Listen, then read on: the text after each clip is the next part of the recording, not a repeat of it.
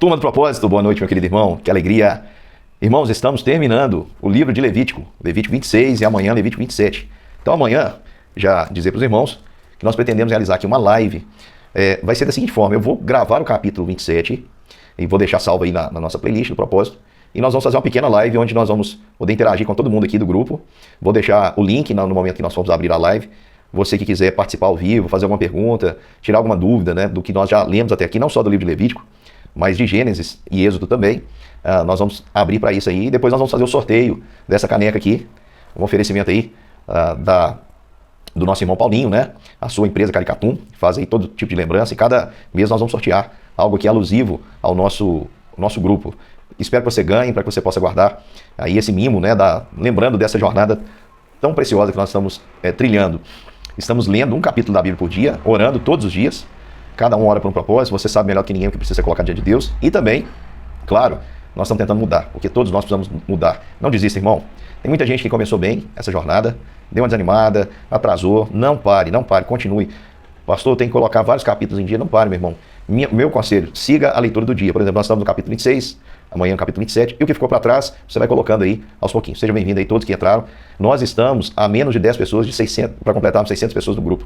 Quem sabe amanhã, com essa live, nós vamos estar comemorando aqui também as 600 pessoas no nosso grupo, desfrutando aí desse ensinamento da palavra de Deus e também das orações que são feitas todos os dias aí em favor de todos que pertencem a esse grupo. Eu não conheço todos, mas o Senhor conhece e Ele tem um desejo de te abençoar.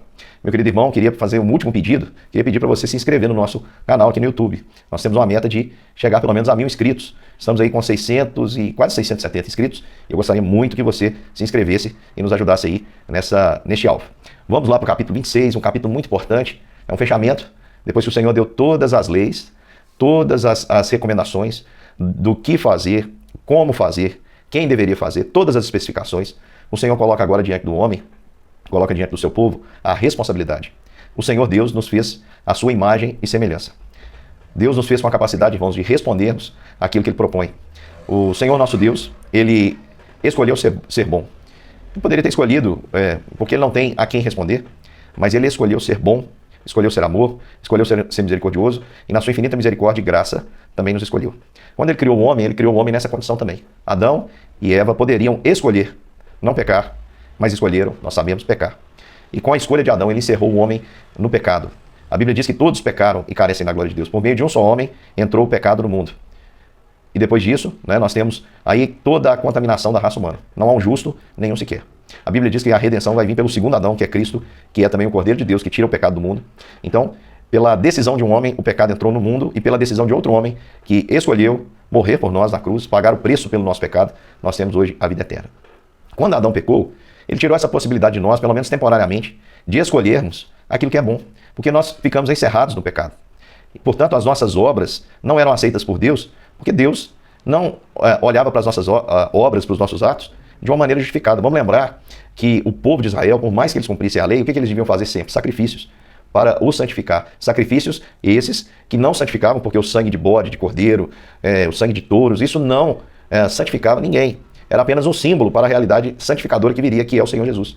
Portanto, por mais que eles fossem rigorosos no cumprir a lei, eles tinham recebido do Senhor a instrução de prestar ao Senhor sacrifícios, porque, com certeza, eles não conseguiriam cumprir a lei, porque um homem não pode cumprir a lei. Lá em Romanos, capítulo de número 3, vai dizer que a lei existe para que diante dela o homem se cale, para que todos saibam que são pecadores diante da lei.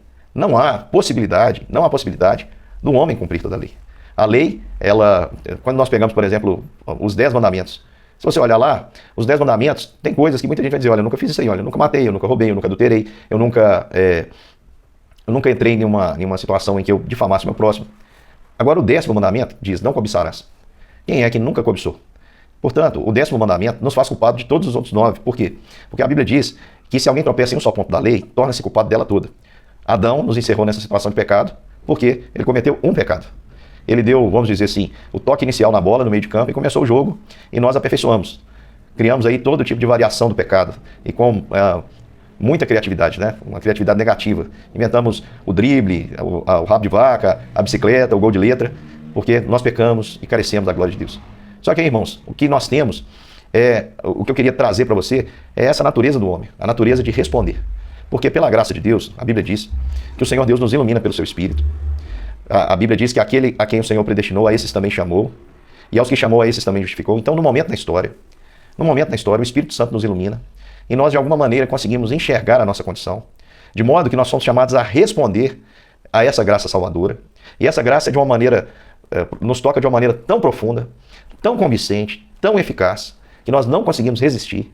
E nós, então, somos levados a crer, tomamos a decisão de crer no Senhor Jesus, de abrir o nosso coração, de receber Cristo em nossa vida e de crer nele como Deus Todo-Poderoso, o Senhor das nossas vidas, o Salvador das nossas vidas, o Cordeiro de Deus que tira o pecado do mundo.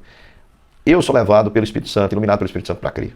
Há uma discussão teológica que entra em situações assim, que muitas vezes causam divisões, né? Porque as pessoas perguntam assim, e aí, a salvação é responsabilidade do homem ou ela é responsabilidade de Deus? É Deus quem nos salva ou o homem que escolhe a salvação? Eu gosto muito da opinião de João Calvino, que dizia que a salvação é 100% responsabilidade do homem e 100% responsabilidade de Deus. Não dá para tirar ou quantificar o quanto cada um é responsável. É o Senhor que de uma maneira sobrenatural nos ilumina pelo seu Espírito, porque sem ele nós estamos mortos nos nossos delitos e pecados. A Bíblia diz isso claramente. E um morto não pode fazer nada, a não ser que ele seja ressuscitado pelo Senhor. Então, iluminado pelo Espírito de Deus, nós somos chamados a responder. Só que de um modo que Deus não nos força a isso. Somos nós que tomamos essa decisão pela iluminação do Espírito, pela obra misericordiosa de Deus. Isso se prova quando a Bíblia diz que pela graça somos salvos, ou seja, pelo favor imerecido de Deus, mediante a fé.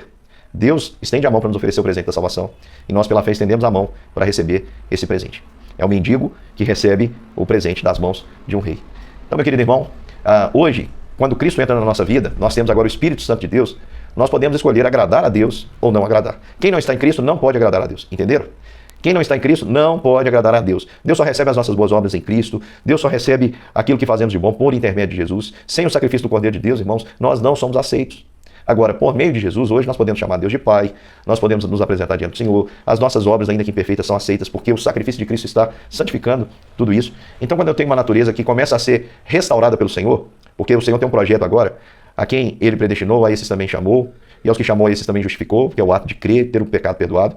E aos que justificou, esses também santificou, porque agora o projeto de Deus para a minha vida e para a sua é tirar aquela aparência de Adão que nós tínhamos e colocar em nós cada dia mais a aparência do segundo Adão, que é Cristo. Cada dia mais o Senhor está moldando nas nossas vidas a aparência de Jesus.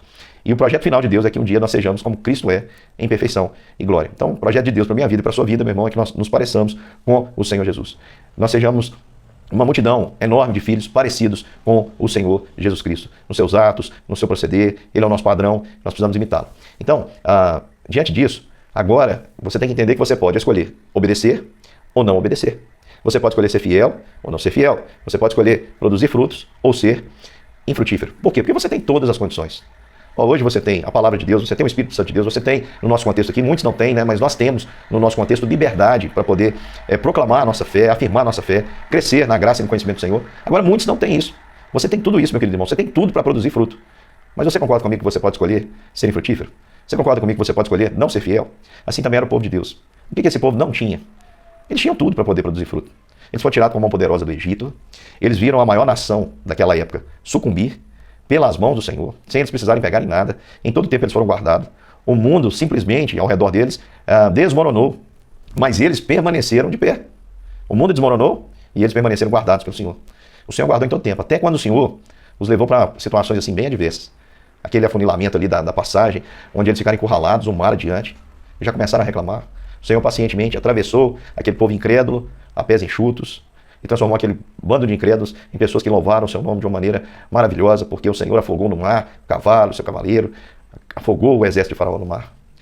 E nós temos do outro lado ali o povo partindo com bens, com a indenização trabalhista de 400 anos de trabalho forçado, 430 anos, e o Senhor fazendo maravilhas, tornando águas doces, dando pão todo dia, dando carne vindo do céu, fazendo milagres, sustentando, manifestando a sua glória, marcando um casamento, sendo traído no dia do casamento pelo seu povo. E mesmo assim renovando a sua aliança de misericórdia e graça, através ali da intercessão de Moisés, que clamou e disse: Senhor, nós precisamos do Senhor, não elimine esse povo, e o Senhor vá conosco, se a sua presença não for conosco, nada feito. E aí nós vemos esse povo, agora, depois de todas essas experiências, recebendo detalhes da lei. Eles tinham tudo agora, todas as instruções que precisavam para tomar decisões. Ou seja, eles não eram ingênuos, eles tinham todas as placas para que pudessem agora seguir viagem rumo ao propósito de Deus, que era a terra prometida. Então, vamos lá rapidinho. Esse capítulo, ele fala disso, sobre bênçãos que viriam decorrentes da obediência e maldições que viriam decorrentes da desobediência. Assim também, meu querido irmão, eu e você, até hoje, até os dias de hoje, se nós obedecermos a sinalização, nós seremos bem-sucedidos. Você vai fazer uma viagem, está lá a placa de sinalização, curva perigosa, diminua a velocidade na chuva, liga os faróis, teste antes o freio, não exceda o limite de velocidade. Se você seguir aquilo ali, a chance de você ser bem-sucedido na viagem é muito grande. Agora, se você desconsiderar as recomendações e achar que você sabe mais do que quem colocou as placas, você corre grande risco, porque você está tentando a Deus, você está testando, você está discordando de quem criou aquelas regras. Você está dizendo, não, essa pista aqui de 80 cabe 180. Não, meu pneu está bom e ele aguenta qualquer tipo de chuva, pode vir. Meu querido irmão, pode ser que não aconteça nada, mas pode acontecer também uma tragédia. Portanto, queridos, tem muita gente que escolhe caminhos errados, depois fica perguntando assim, onde estava Deus? Ué, Deus estava aqui, colocando a placa na sua frente, enquanto você ignorava. Então, o pastor quer dizer que se a gente seguir tudo certinho, não vai acontecer nada de ruim? Não, irmãos, não é isso que eu estou dizendo. Mas a chance é muito menor. E quando acontece, a gente está seguindo as sinalizações que o Senhor colocou na nossa jornada, e acontecer algo que a gente não espera, algo que seria próprio de alguém que está desrespeitando aí os limites, desrespeitando a sinalização, isso significa que vem da parte de Deus para nos provar. E quando vem da parte de Deus para nos provar, irmãos, ele tem um propósito maravilhoso, que é tornar a nossa fé ainda mais pura, purificada como que no ouro. Então preste atenção. Na sequência desse capítulo, rapidinho, eu prometo que não vou demorar muito, o que eu precisava dizer mais para trazer essa mensagem para os irmãos já foi dito, mas olha só, as bênçãos que o Senhor promete decorrentes da obediência. No versículo 3 e 4 ele diz, se vocês andarem nos meus estatutos, ou seja, naquilo que eu estabeleci, guardarem os meus mandamentos e cumprirem, eu vou dar para vocês chuva no tempo, eu vou dar para vocês o produto, as árvores darão seus frutos. Quais eram os estatutos de Deus? Olha, vocês têm que lembrar de mim, vocês não devem adorar a ídolos, eu sou o Senhor, vocês não devem se corromper, vocês não devem abraçar a idolatria que há naquela cidade. Então vocês andem nos meus estatutos, reconheçam que sou eu dei para vocês um dia para vocês descansarem, um ano a cada 7 para descansarem, um ano a cada 7 anos sabáticos, para vocês terem a terra restituída, eu sou o Senhor, lembra de tudo que eu fiz, porque eu vou cuidar de vocês, é o Senhor dizendo, eu vou dar paz na terra, versículo 6 ele diz, eu vou dar paz na terra, vocês vão dormir tranquilo, não haverá quem vos espante, até os animais nocivos eu vou espantar, e a terra de vocês não passará pela espada. No versículo 11 ele diz, eu vou fazer a minha morada no meio de vocês. Se vocês me tratarem com honra, eu vou morar no meio de vocês. E a minha alma não vos rejeitará. No versículo 12 ele diz assim, eu andarei entre vocês e serei o seu Deus, e vocês serão meu povo. Nós vamos estar assim, juntinho, é o que o Senhor diz. O Senhor está dizendo, se vocês me respeitam, me honram, eu vou honrar vocês. Se vocês estiverem comigo, eu estarei com vocês. E vamos pensar, irmãos, numa proposta que Deus faz, que de um lado está Deus e do outro lado está o homem, quem tem mais chance de quebrar essa proposta? O Senhor não quebra jamais. Quem quebra? É o homem. Por quê? Porque apesar do Senhor ter dito que ele abençoaria a terra se assim fizessem, e agora você vai ver as maldições que o Senhor coloca como alerta. Ele diz, olha, se vocês fizerem isso, olha o que pode acontecer com vocês. Mesmo assim, o que vocês acham que aconteceu? Mas vamos ver na história.